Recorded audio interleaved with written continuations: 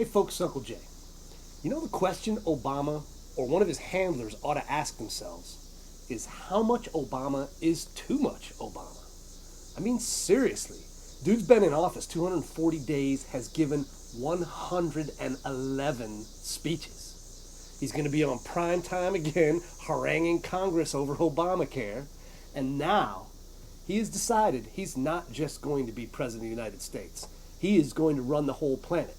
Because for the first time in history, a U.S. sitting president is going to chair the UN Security Council. I swear to God, it's true. Barrio is going to sit at that table and convince the rest of the world that nuclear proliferation and disarmament are the vital issues we should be working on right now. And I got to go with him on the first one. Nuclear non-proliferation, I guess, is probably as important an issue as there is.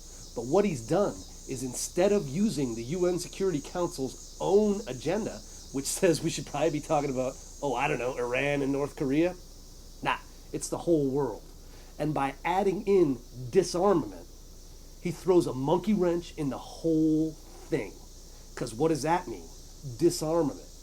Now, if I could think of one country that has nukes that a whole lot of other countries would love to disarm, might be that tiny little island of democracy in the Middle East, Israel.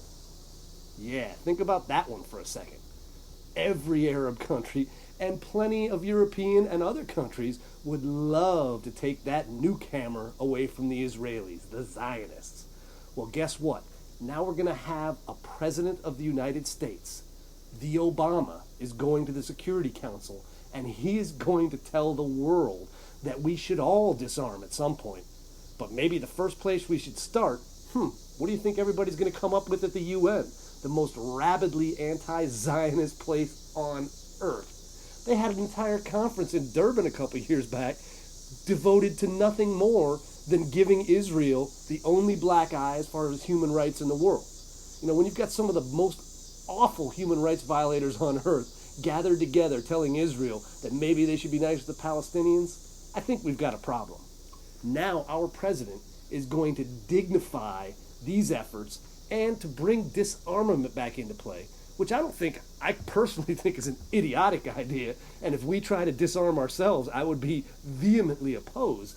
But the entire concept, like we can wish the existence of nuke weapons and they'll disappear, ain't gonna happen. So what do we have now? What we have is a mockery.